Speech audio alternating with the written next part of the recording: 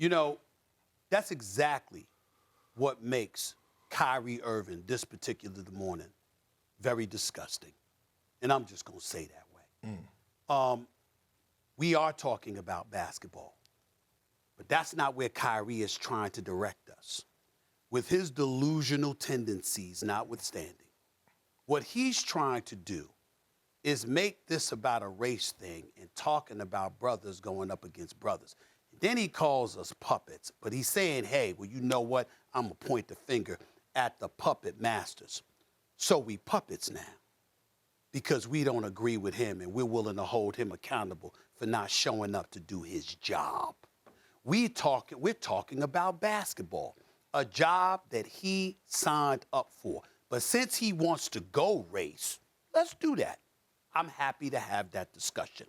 Name the time and place. I'll show up. Kyrie can invite whoever he wants to.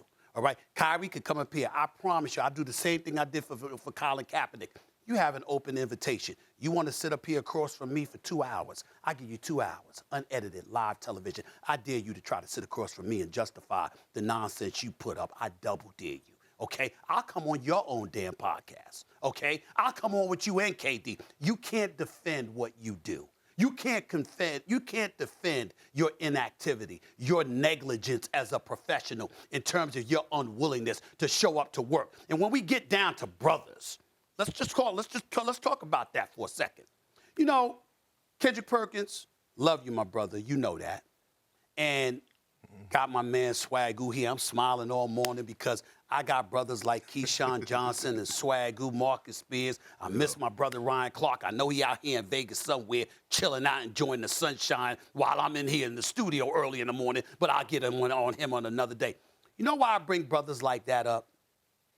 Because when you got real brothers like that who are about being brothers, they'll hold you accountable if you're wrong.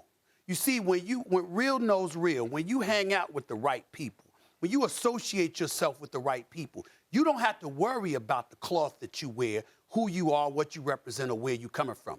There's been times where a guy like Steven Jackson, for all the smoke, has gotten on me and people are sitting up there, oh, Steven Jackson. They don't realize I love that brother because he ain't fake and he ain't phony. I don't agree with him sometimes, but I got love for him because he comes from a unique place. And if he got something to say, he gonna roll right up on you and say it. He ain't gonna hide. He ain't gonna send some hanger-on. He ain't gonna send some representative or anything like that. He's gonna do it for us. So is Matt Barnes. That's why everybody should listen to their podcast because they special dudes. We don't have to agree all the damn time, but I know they're real. I know they're authentic, okay? My only issue with Steven Jackson is don't think somebody is telling us to say these things. This is how we feel.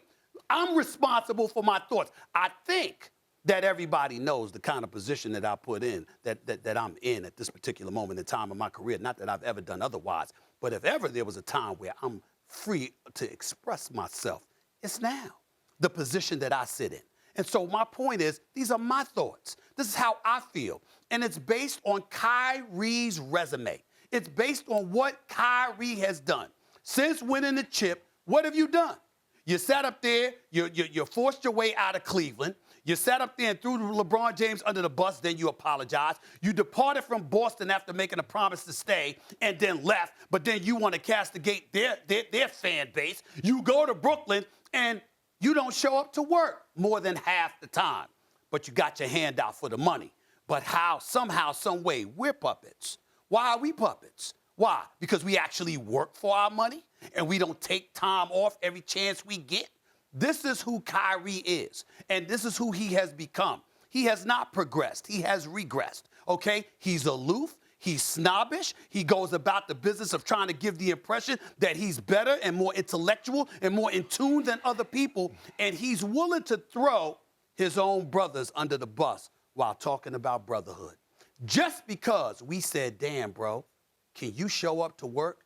If that ain't egregious, I don't know what is. But like I said before you came on this show, Kendrick Perkins, and I'm going to say it again, Kyrie Irving, more than anything, you are a superstar, spectacular basketball player. Let me tell you what you ain't. Let me tell you what you ain't. You ain't a dude that's going to get the last word. I don't give a damn what microphone you have, what television camera you have, what support you think you have, or whatever the case may be. You ain't going to have the last word. That's reserved for people who actually show up to do their job. We ain't talking about race. We ain't talking about black versus white. We ain't talking about puppets or puppet masters. We ain't talking about the media. We ain't talking about peons.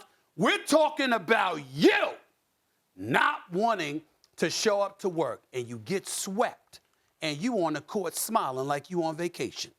Literally smiling like you on vacation after getting swept, and then going to a post-game locker room in front of the press and talks about how you are going to sit down with KD and management and plot out the future. You didn't even have the decency to really question whether or not you even deserve to be in that room planning anything. That should be reserved for people who show up to work, Kendrick Perkins. Thanks for watching ESPN on YouTube. For live streaming, sports, and premium content, subscribe to ESPN+.